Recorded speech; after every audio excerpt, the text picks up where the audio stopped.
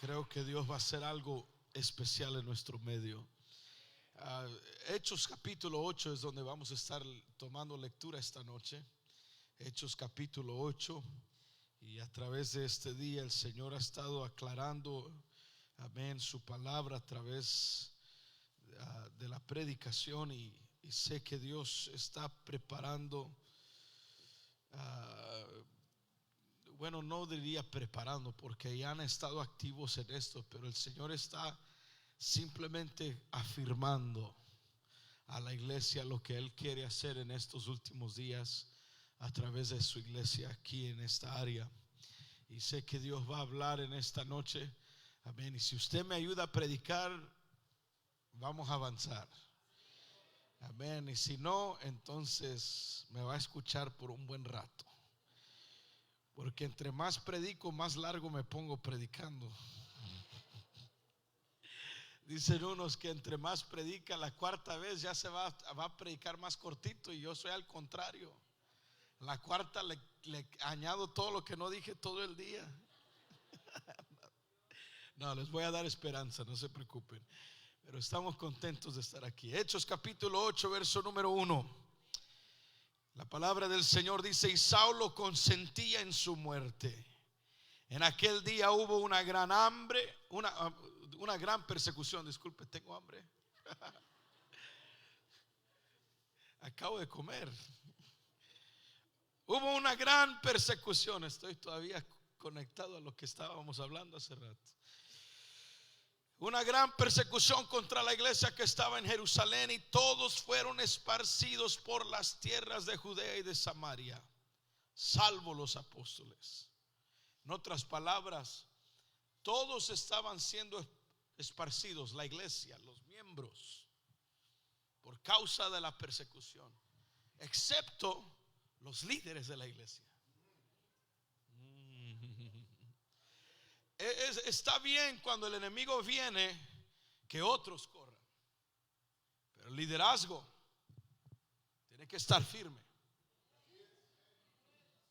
Tiene que estar firme para resistir en los momentos. Pero note la razón cuando esto sucede. Hombres piadosos obviamente entierran a Esteban. Esteban había sido apedreado, hicieron gran llanto sobre él. Saulo estaba asolando a la iglesia, y entrando casa por casa arrastraba a hombres y a mujeres y los entregaba a la cárcel. Pero los que fueron esparcidos iban por todas partes anunciando el evangelio. Entonces Felipe, diga conmigo, entonces Felipe, descendiendo a la ciudad de Samaria, les predicaba a Cristo. ¿Quién les predicaba? Cristo. Y la gente unánime escuchaba atentamente las cosas que decía Felipe, oyendo y viendo las señales que hacía.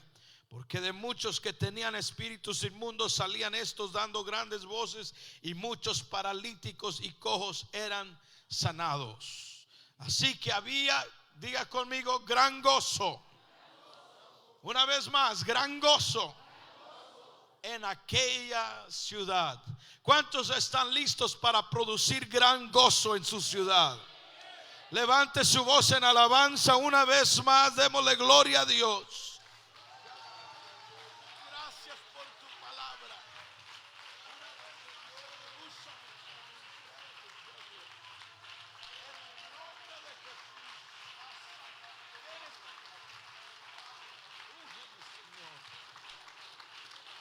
En nombre poderoso de Jesús. Puede tomar su lugar gritando un fuerte gloria a Dios. Por unos minutos esta noche quiero predicar con este título en mente: el gozo de la ciudad. El gozo de la ciudad. El gozo de la ciudad está determinado en el avivamiento de la iglesia. La iglesia puede cambiar el ambiente espiritual, la atmósfera de toda una comunidad. La ciudad obviamente está sufriendo por el crimen, las drogas que se mueven por sus calles, las familias destrozadas, las almas perdidas, la presión de ataduras demoníacas y de las potestades de las tinieblas. Y sin embargo, cuando la iglesia llega a la ciudad y la iglesia comienza a tener avivamiento, la iglesia comienza a brillar la luz del Señor y toda tiniebla tiene que huir.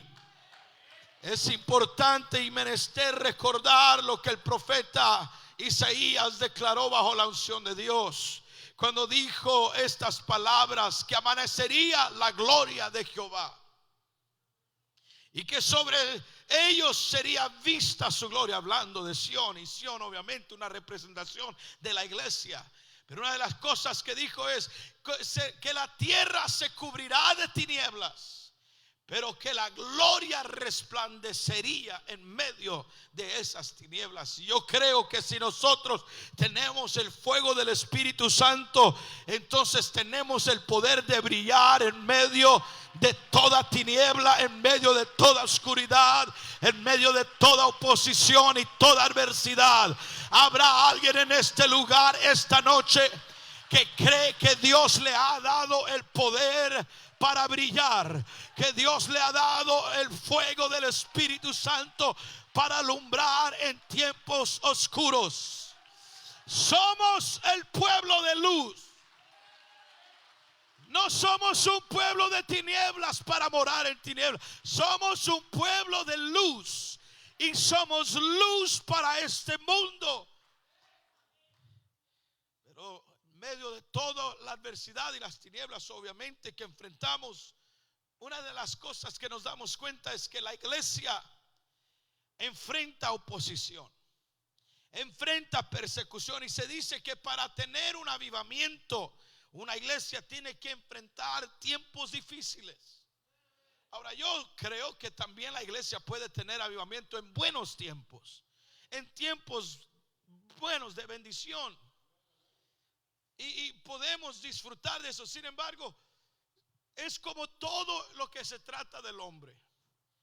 Cuando se trata del hombre, cuando las cosas van bien y cuando las cosas van chévere, ¿qué es lo que hace el hombre?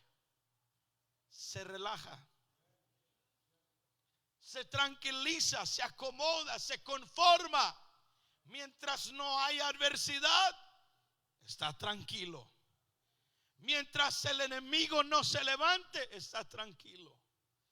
Y perdemos el momentum, perdemos la fuerza, perdemos el espíritu de servir y de trabajar y de multiplicar cuando vienen esos tiempos de calma y de bendición. Pero es por eso que muchos terminan como en un dormir leve espiritual. Como no hay crisis y como no hay adversidad, como no hay persecución, no sienten la urgencia de activarse y de trabajar. Sin embargo, es por eso que se dice que para que la iglesia responda a un avivamiento y experimente un avivamiento, tiene que enfrentar tiempos difíciles. Porque si algo despierta a una iglesia durmiente, que no se despierta por sí misma, es que tiene que experimentar tiempos que la sacudan. Tiempos que la sacudan de su dormir y la despierten y le hagan reaccionar a los momentos. Es por ejemplo en el 9/11 del 2001, cuando las torres cayeron y fuimos vulnerables como nación a un ataque terrorístico. El presidente Bush en esa ocasión dijo que América era como un gigante que había estado durmiente.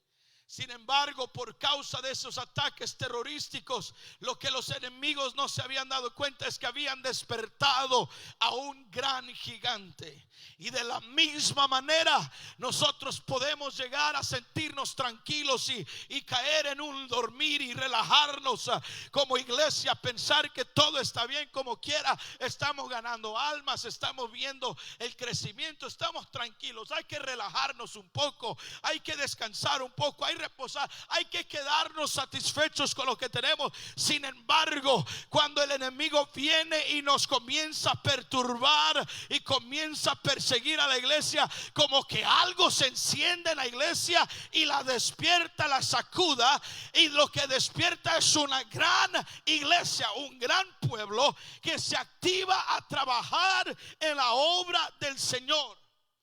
¿Sabía usted que eso mismo experimentó la iglesia primitiva?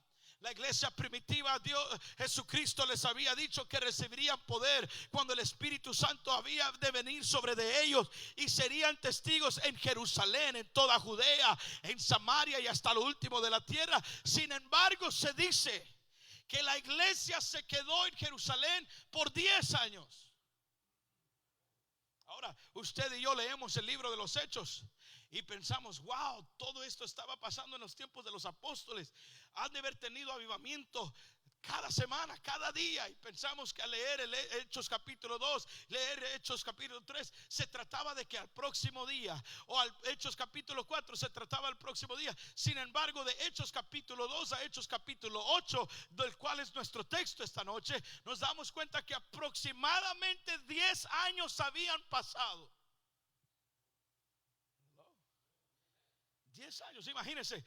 Jesús les dice, van a tener avivamiento en Jerusalén, toda Judea y luego en Samaria. Sin embargo, cuando tuvieron la experiencia de Pentecostés en Hechos capítulo 2 en Jerusalén y alcanzaron a toda Judea, se quedaron allí. No sintieron quizás la urgencia o la necesidad de ir a Samaria. No sintieron la necesidad o la urgencia de ir y alcanzar a alguien más. Es como nosotros, cada uno de nosotros, podríamos aplicar Jerusalén, toda Judea, Samaria y hasta lo último de la tierra. Como nosotros, nuestra familia es Jerusalén, nuestra familia inmediata. Toda Judea es nuestra familia, no solamente inmediata, pero nuestra familia cercana, nuestros primos, nuestros tíos. Pero luego hablamos de Samaria, y cuando hablamos de Samaria estamos hablando de nuestros amigos, que son como nuestra familia, pero no son nuestra familia, son nuestros amigos. Pero luego estamos hablando de todo el resto de la tierra, que es nuestro prójimo. Y nosotros pensamos, bueno, como yo ya experimenté el evangelio y como mis hijos ya experimentaron el evangelio, con eso me basta y me quedo satisfecho. Sin embargo, Jesús desea que la iglesia no solamente alcance a sus hijos y a sus padres, la familia inmediata, la familia, amén, cercana, sino que también alcance al prójimo, al que no conoce, al extraño, al que está lejos. Porque el plan de Dios es de que la iglesia se active a alcanzar las almas. ¿Cuántos dicen amén? Así que Jesús, su intención nunca fue que la iglesia se quedaría en Jerusalén. Su intención es que la iglesia se expandiera por todo el mundo, iniciando en Jerusalén, a toda Judea, a Samaria y hasta lo último de la tierra. Sin embargo, cuando la persecución viene y la persecución se presenta a esos 9, 10 años después del derramamiento del Espíritu Santo en Pentecostés en Jerusalén, como que algo se despierta en la iglesia. Se les incomodó, porque la persecución que amenazaba muerte a ellos, la persecución que los estaba incomodando, que el enemigo estaba viviendo de casa en casa, entrando arrastrando a hombres y mujeres para llevárselo a la cárcel. Algo despertó en la iglesia y dijo: no podemos quedarnos quietos en tiempo de persecución. Tenemos que levantarnos y tenemos que ir a la próxima ciudad, tenemos que ir a la próxima vecindad, tenemos que ir a la próxima familia, porque si el enemigo anda detrás de nosotros es por alguna razón. Pero quiero que entienda, no era un juicio para la iglesia. La persecución no era juicio. La persecución no era porque la iglesia se estancó. La persecución fue el plan del enemigo para callar y silenciar, amén, el efectivo de la iglesia, el avance de la iglesia. Dígale a su vecino: el enemigo va a perseguir a la iglesia porque no quiere que ganemos almas. Ahora, Hasta que uno entienda eso, usted tiene que entender que el enemigo siempre estuvo detrás de la iglesia para detener que se predicara el nombre de Jesús, para que las almas no tuvieran salvación, para que los perdidos no fueran hallados. Ese era el plan del enemigo, y de la misma manera comenzaron la persecución para eliminar a la iglesia. Pero la persecución para la iglesia no era más que la catapulta que estaba lanzando a la iglesia de un nivel a otro nivel más alto, de un momento a otro gran momento de victoria y de multiplicación. Habrá alguien en este lugar que ha entendido que cuando el enemigo se ha levantado contra usted, al contrario, en vez de desanimarle, más fuego le da. En vez de atemorizarle, más poder le da. En vez de hacerlo para atrás, lo levanta y dice: diablo mentiroso, mayor es el que está conmigo. Habrá alguien que tiene el poder del Espíritu Santo en este lugar, que puede entender el valor de Dios, el poder de Dios en su vida.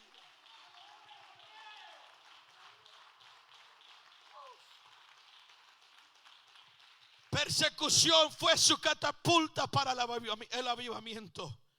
Eso los causó esparcirse por toda Judea y Samaria. Y esa es nuestra mentalidad cuando el enemigo viene contra nosotros, porque cada uno de nosotros vamos a enfrentar persecución.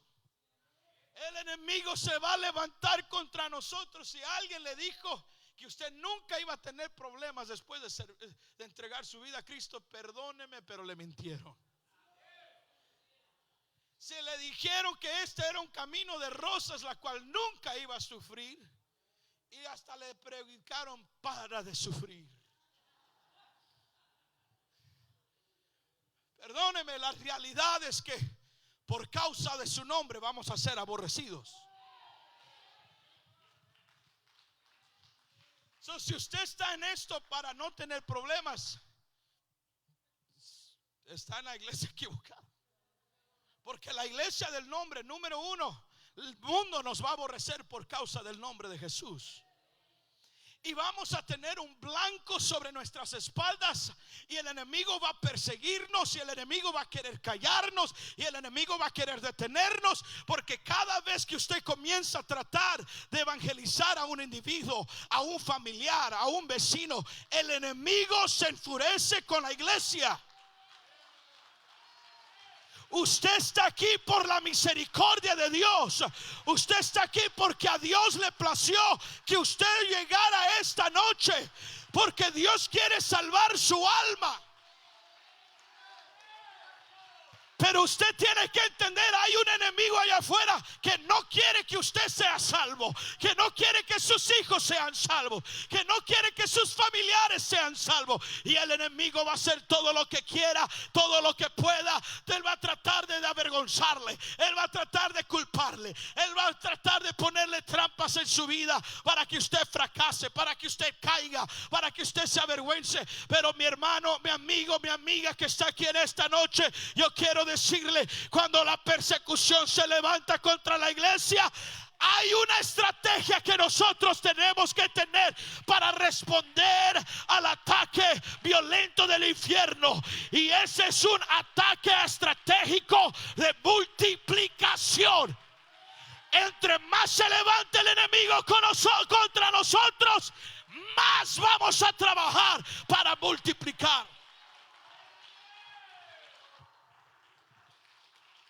El pueblo de Dios siempre se ha multiplicado a pesar de las circunstancias y retos que ha enfrentado. Históricamente siempre el pueblo de Dios se multiplica en los momentos cuando más han sido perseguidos. Por ejemplo, en Éxodo lo encontramos con el pueblo de Israel, cuando los hijos de Israel eran fructificados y multiplicaban y fueron aumentados y fortalecidos en extremo, que se llenó de ellos la tierra. Era en medio de esclavitud, era en medio, amén, de la opresión del Egipto, del faraón, amén. Era en esos momentos cuando los pronósticos lo ponían en lo más negativo. Ellos decían que eran esclavos, no tenían libertad, no tenían tiempo, su economía no estaba disponible, no tenían libertad de acción, no habían buenas circunstancias, no tenían buena infraestructura, sus condiciones ni siquiera humanas. Es decir, que toda la posibilidad para ellos tener avivamiento y crecer y multiplicarse era casi nada. Pero contra todo ese pronóstico, contra todo ese ataque y toda esa adversidad, la Biblia nos dice que Israel se multiplicaba exponencialmente, porque la multiplicación en el reino de Dios no es asunto de circunstancia, sino del poder de Dios obrando para traer crecimiento. Amén.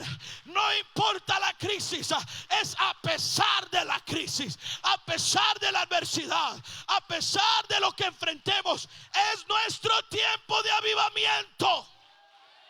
Habrá un líder de distrito en este lugar que pueda creer: este es el mejor tiempo de la iglesia. Sí, quizás afuera todo está oscuro, quizás alrededor de nosotros el enemigo se ha levantado, pero en medio de todo ello estamos en el tiempo para ver la gloria de Dios en nuestro medio.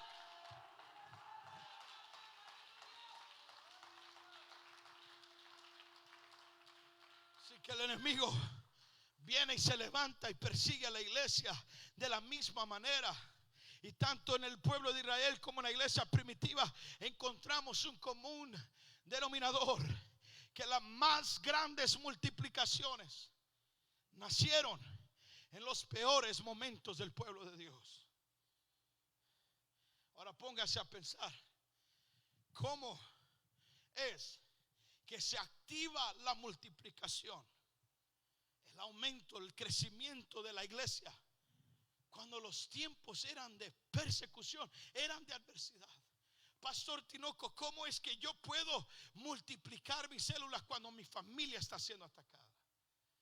¿Cómo es que mi ministerio puede ser efectivo cuando yo estoy siendo atacado por el enemigo? ¿Cómo es que yo puedo vivir en fe cuando mi salud está siendo atacada? Literalmente el enemigo me está persiguiendo y está amenazando contra mi vida. Amén. Está amenazando muerte, suspirando muerte. Está atacando, está tratando de afectarme, de destruirme. ¿Cómo es posible? Vamos a ver algo en esta noche en nuestro medio.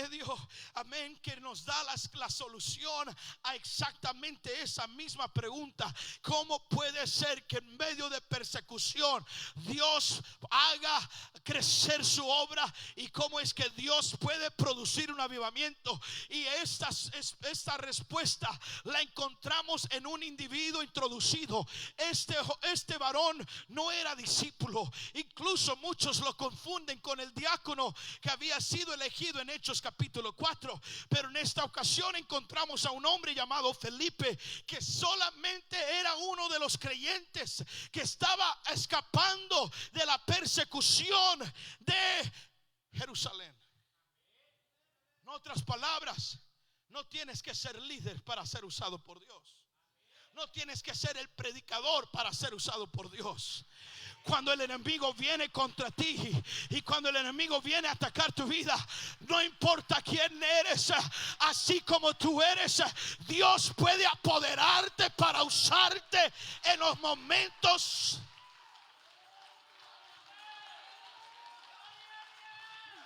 Wow.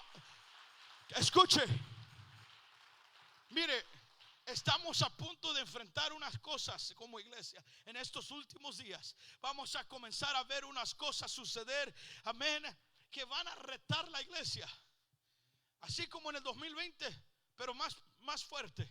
Escúchelo, ¿okay? Escuche lo que le estoy diciendo. Pero acabo de sentir de parte de Dios, ahorita se me vino así: vamos a necesitar los laicos, los miembros que no tienen posición y título. Los vamos a necesitar que se activen durante ese tiempo. Van a tener que ser special forces, porque Dios va a necesitar Y con razón el profeta de Dios me dijo: comienza a trabajar en tu infraestructura y comienza a establecer los hombres que necesitan estar firmes antes de adversidad.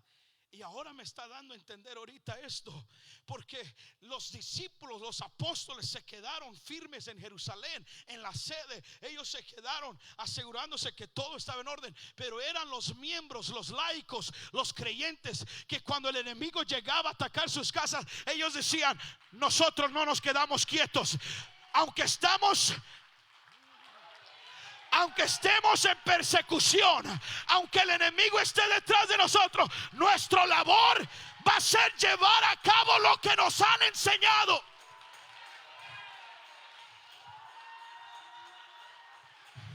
Voltea a su hermano y a su hermana, dígale: hey, es tiempo de activarte. Deme un poquito de sonido, ayude mi garganta aquí. Dígale a su vecino: va a ser tiempo de activarte. Ya no vamos a poder esperar a que tú seas el ministro, el licenciado, el profeta. No, así donde tú estás en tu célula, Dios va a necesitar que te actives, porque cuando vengan los tiempos difíciles, la iglesia va a tener que estar lista para contraatacar con multiplicación, con el mensaje apostólico, con autoridad. ¿Habrá alguien que pueda creerlo?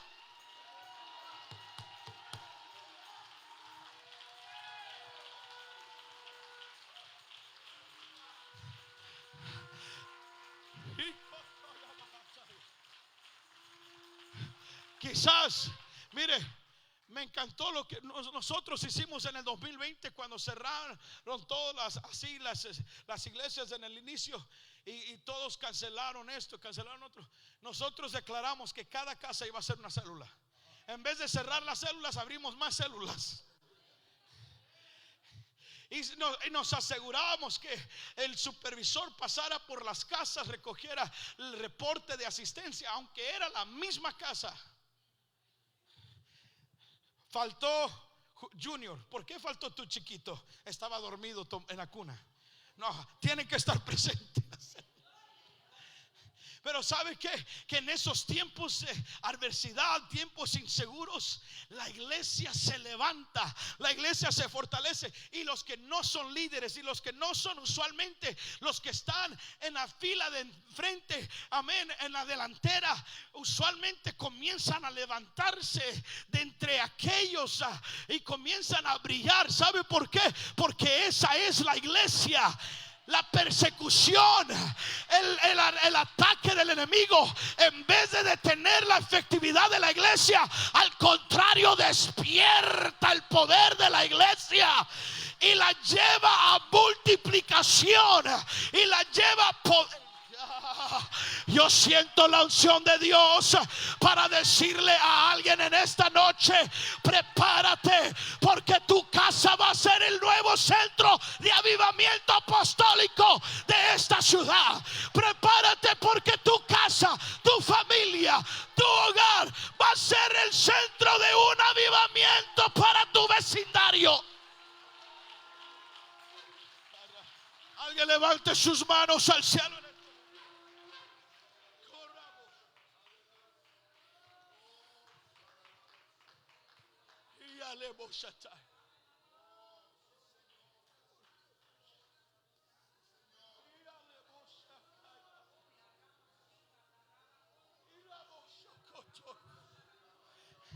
Esa tiene que ser la respuesta apostólica de la iglesia.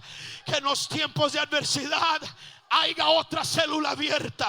Que en los tiempos de adversidad otra familia sea alcanzada. Que en los tiempos de adversidad otra alma sea bautizada. Que en los tiempos de adversidad haya movimiento en el pueblo de Dios.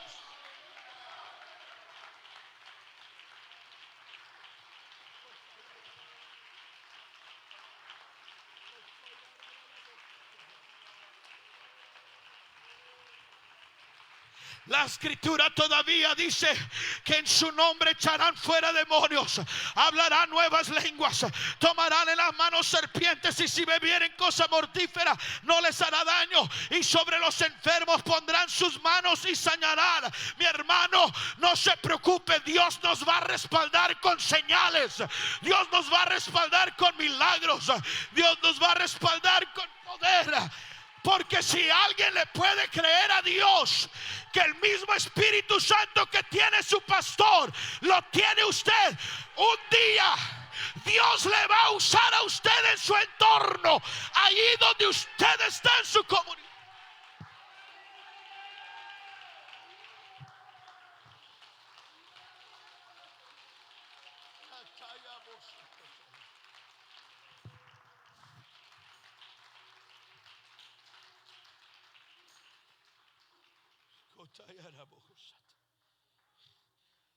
Hay que comenzar a desarrollar la estrategia.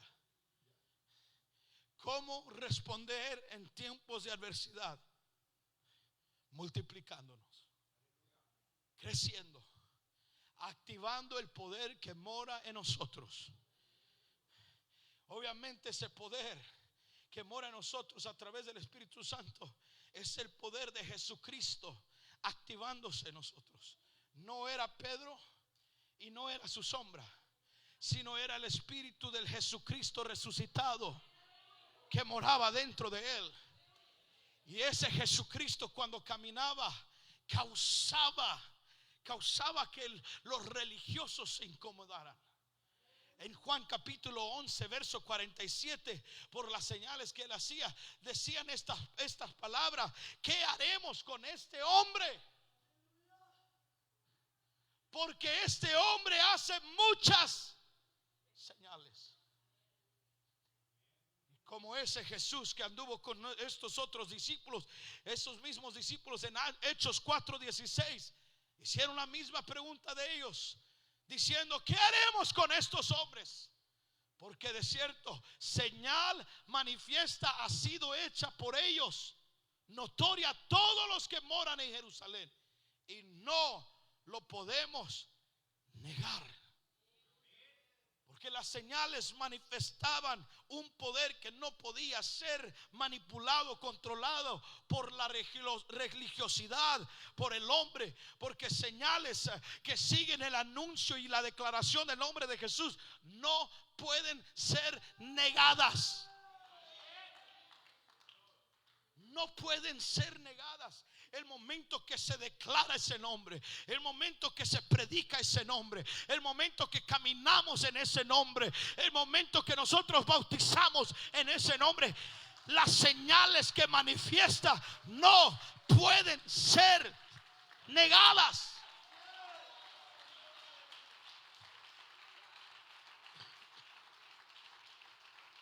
Y una iglesia en movimiento, crecimiento y multiplicación, dirigida por hombres poderosos en Dios como Felipe, que caminan en autoridad y en el poder y en el denuedo, llenos del Espíritu Santo, cambian los ambientes y las atmósferas de sus ciudades. Que Hechos capítulo 8 verso 8 finaliza diciendo estas palabras: por causa de las liberaciones y los milagros y la salvación, así que había gran gozo en aquella ciudad. Nuestro ambiente aquí, lo que sentimos aquí en este ambiente, en esta atmósfera, si se saliera de estas puertas y comenzara a inundar la ciudad, transformaría el clima, el ambiente espiritual de nuestra ciudad.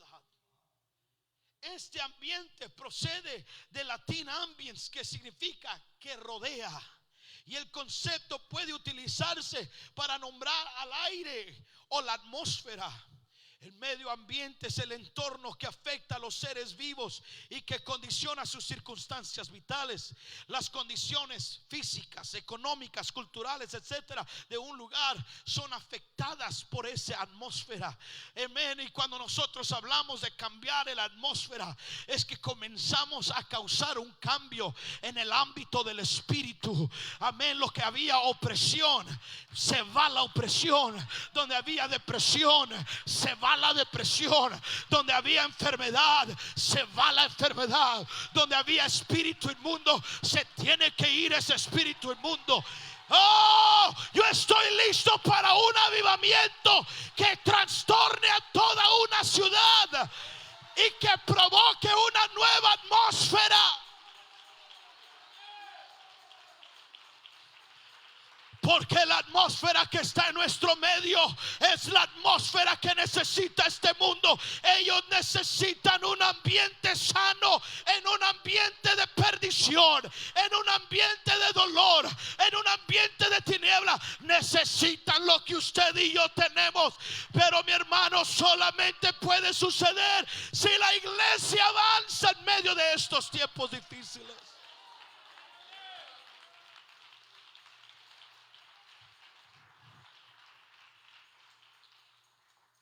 En el 2011 recibí una llamada de mi papá. Yo estaba en Virginia, en el estado de Virginia, pastoreando una iglesia, y recibí la llamada de mi papá, una llamada emocionante. Cuando él me dijo: hijo, ¿te acuerdas de Marvin Monterroso? Sí, papá. ¿Te acuerdas de Manfredi Monterroso? Sí, son los hermanos de la hermana Mildred. Sí, esos. Dice: hijo, los acabo de bautizar a ellos y a sus esposas y a sus hijos. Eran como unos 15 o 20 que se bautizaron en un día. Y me llené de gozo. Yo sabía quiénes ellos eran. Hermano, si usted hubiera conocido a esta familia antes del Señor, le daría miedo. Le daría miedo. Ellos llegaban a veces a los servicios especiales del Día de los Padres, Día de las Madres, y esos muchachos llegaban bien, con la camisa bien grande, y nomás se nos quedaban mirando allí todo bien. Ya no tengo la cara de malo, pero antes sí. Ahora me miran y me dicen: ay, qué gordito bonito.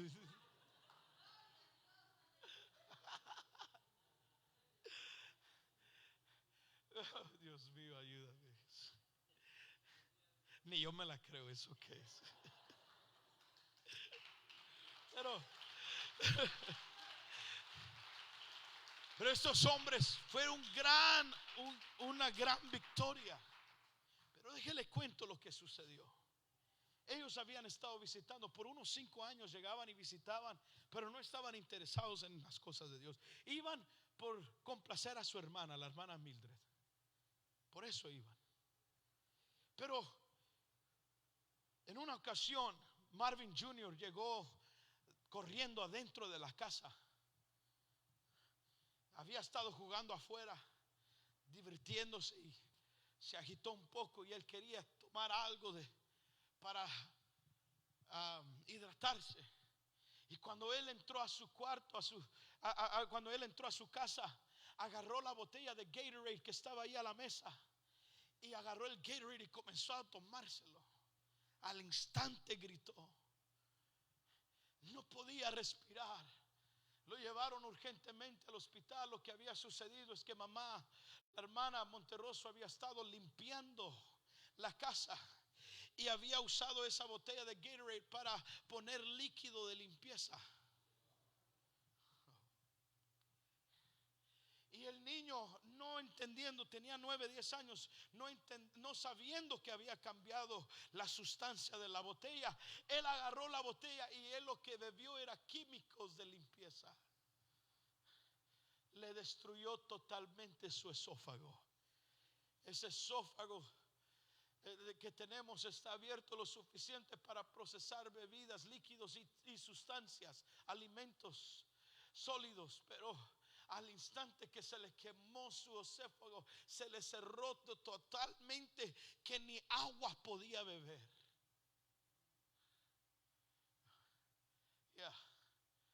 Imagínense ver a su niño de 9 años, 10 años en una cama de hospital, siendo alimentado con una bolsa, un tubo y todo lo demás, porque su esófago ya no iba a poder comer. Operación iba a ser complicadas o difíciles de obtener y hacer y todo eso. Simplemente le decían a ella: señora Verónica, así va a quedar su hijo ya por el resto de su vida. No hay nada que nosotros podemos hacer.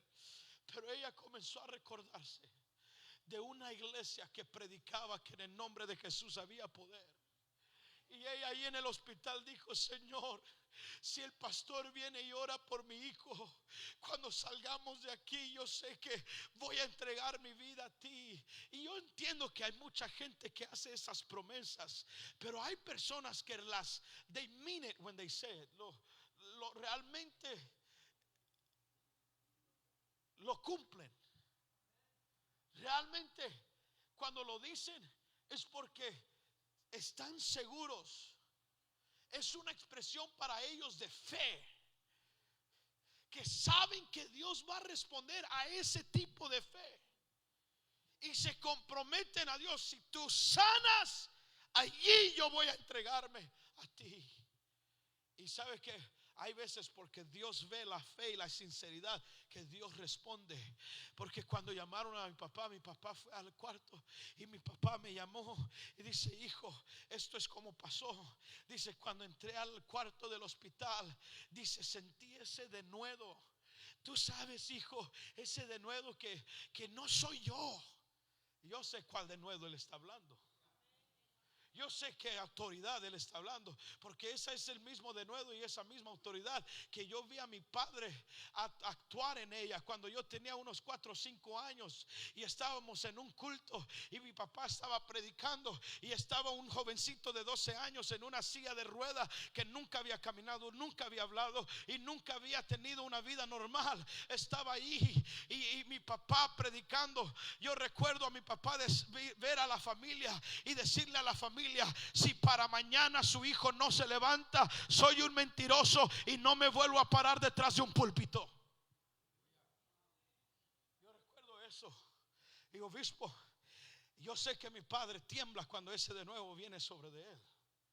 Pero eso es el ambiente que yo crecí. Y cuando mi papá me dijo: hijo, ¿tú conoces ese de nuevo? Sí, pa, yo entiendo. Dice: hijo, no soy yo, pero algo se agarró de mí cuando oré por ese niño. Obviamente, déjale digo para terminar el testimonio, porque algunos están preguntando qué pasó después de eso. Por la gracia de Dios, mi padre está predicando todavía. ¿Sabe por qué? Porque ese niño al próximo día, antes del mediodía, estaba caminando, sirviéndose cereal por él mismo. Ese Jesús es el cual predicamos. Pero me dice mi papá: ese denuedo, hijo, donde no soy yo, donde dice que él oró por el niño.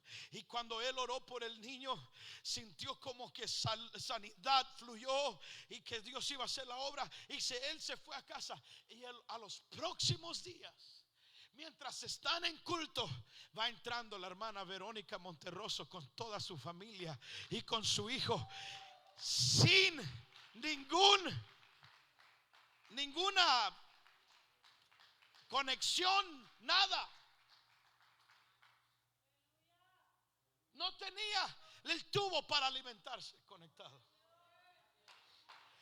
Pero lo que traían era una hoja y un retrato donde tenía una fotografía que decía antes y decía otra fotografía después. Donde el doctor había dicho: el esófago está quemado, no hay manera de que esto se haga algo.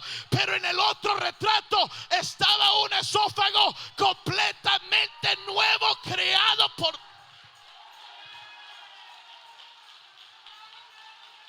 ¿Habrá alguien que cree en el poder de Dios de las señales? Que en su nombre todavía hay Jesucristo está aquí.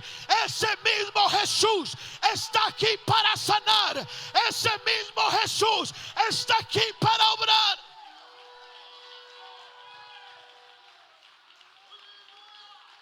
Permanezca sobre sus pies.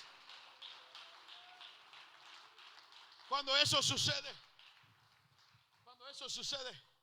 viene mamá Monterroso, viene papá Monterroso, vienen las hermanitas Monterroso, viene el tío Marvin, Manfredi, viene la tía Carla, vienen los primitos, vienen las primitas, viene la tía, viene la abuela desde Guatemala.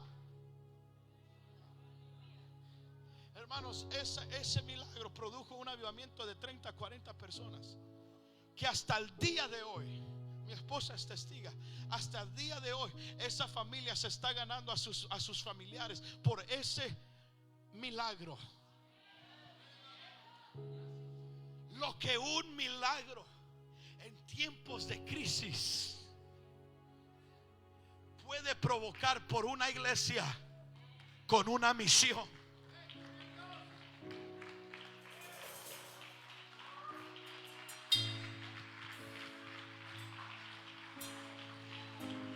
Esa debe de ser nuestra respuesta a la próxima crisis. Cuando usted reciba la llamada, está fulano de tal en el hospital, alguien está enfermo, alguien está a punto de morir, alguien tiene que sentir el denuedo del poder del Espíritu Santo y decir: este es un momento para brillar la iglesia, este es un momento para conquistar, este es un momento para multiplicar.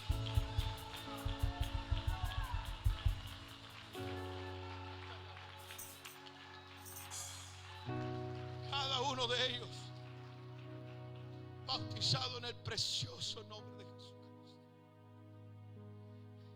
El papá del muchachito vino a ser uno de mis buenos amigos ahí en la iglesia. El papá Marvin Monteroso Senior. Le di uno de mis trajes, era su traje favorito.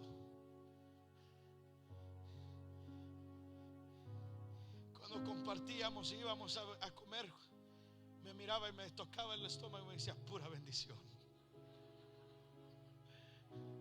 pura bendición. Hermano Marvin cayó en cáncer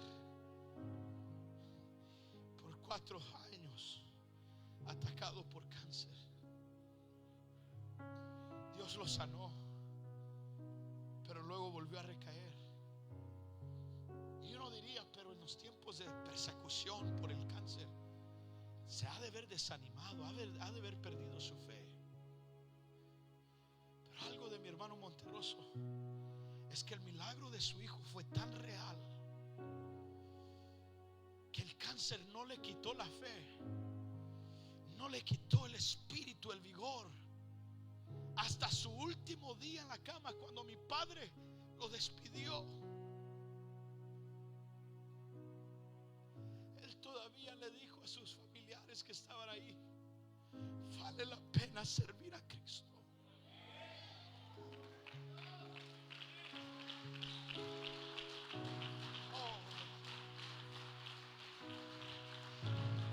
¿Por qué le digo esto?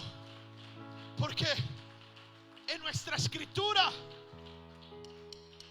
mientras uno entregaba su vida por la causa, Esteban, en medio de la persecución, unos entregaban sus vidas, morían. Otros en medio de la persecución se levantaban y hacían cosas grandes en Dios.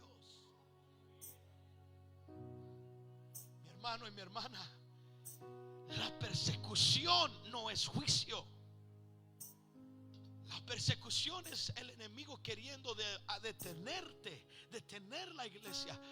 Pero nuestra respuesta a la persecución no es callarnos, no es atemorizarnos, es ponernos firmes, es caminar en fe, es ministrar al próxima alma, es alcanzar a la próxima familia, es testificarle al nuevo vecino, es de hablarle al Señor a la otra prima que no quería antes, quizás ahora va a ser conmovida.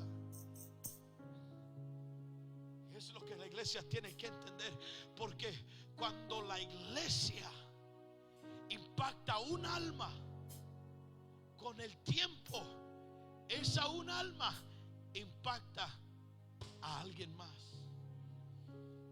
Usé este ejemplo en la mañana y lo voy a volver a usar porque me gustó. Vengo yo a pesar de mi crisis, a pesar de la lucha, a pesar de la prueba, Y cuando vengo a Cristo y la iglesia me ministra y la iglesia me alcanza, algo cambia en mi vida y produce gozo por la salvación, gozo por la sanidad, gozo por el milagro. Pero este gozo no se puede quedar conmigo. Ese gozo voy y se lo añado a mi tío. Véngase, tío. Y comienza el tío a caminar conmigo y ahora somos dos con el mismo gozo. Que lo que Jesucristo hizo por mí, ahora lo está haciendo por el tío. Pero el tío se emociona y entra en el gozo, y con el tiempo ya no nomás es el tío llama al sobrino y el sobrino se viene y se añade. Véngase, sobrino. Y el gozo que comenzó con un alma está comenzando a fluir a otros. Pero con el tiempo ya no nomás es el gozo que siente el tío y el sobrino, sino ahora el sobrino le invita al compadre, dice: compadre, véngase, vámonos a la iglesia, compadre. Y ahí viene el compadre a la iglesia. Y con el tiempo ese gozo que comenzó con uno, ese gozo comienza a alcanzar a otra familia, comienza a alcanzar a otra persona, comienza a alcanzar a otro vecino. Imagínese lo que Dios puede hacer cuando cada uno está alcanzando con gozo por las obras que Cristo ha hecho. Ahora, ¿qué es? Mire al tío, al sobrino y al compadre. Mire, vamos a tomarnos una foto. Digan chis. Gracias. Ahí me hacen tag en Facebook. Pero mire, una persona puede producir gran gozo, porque esto no se queda con nosotros. Esto afecta a familias, afecta a casas. Yo quiero que entienda esto. La Biblia nos dice en Hechos capítulo 8, creo que es el verso 2, nos dice que iba el enemigo de casa en casa. Oh, también el enemigo sabe la estrategia de casa en casa. Porque si la iglesia avanza de casa en casa, el diablo es un copión. ¿Usted no cree que él va a tratar de usar la misma estrategia? De casa en casa. Sin embargo, lo que nosotros tenemos es más poderoso que lo que el enemigo tiene. Y es por eso que a pesar de la persecución, ya no es tanto que esto se queda con nosotros, pero ahora mi compadre aquí va hacia esta área de esta ciudad. Mi sobrino aquí ahora se enfoca en esta área de esta ciudad. Y acá el tío dice: no te preocupes, yo me voy para acá, sobrino, y él se va para el otro lado de la ciudad. Y lo que provocamos, lo que el enemigo pensó que era para destruirnos, la persecución, el problema, el ataque de salud, lo que el enemigo pensó que era para destruirnos, al contrario, nos abrió, nos extendió, nos envió para llevar lo que dígale a su vecino: es tiempo de avivamiento, es tiempo de avivamiento.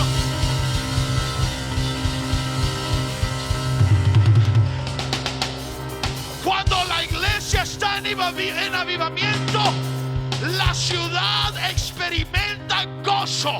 Y me pregunto si en esta noche hay alguien que quiere causar gozo en su ciudad. Habrá alguien que dice: pastor, yo no me quiero ir de este lugar de la misma manera. Yo quiero llevar el gozo a alguien.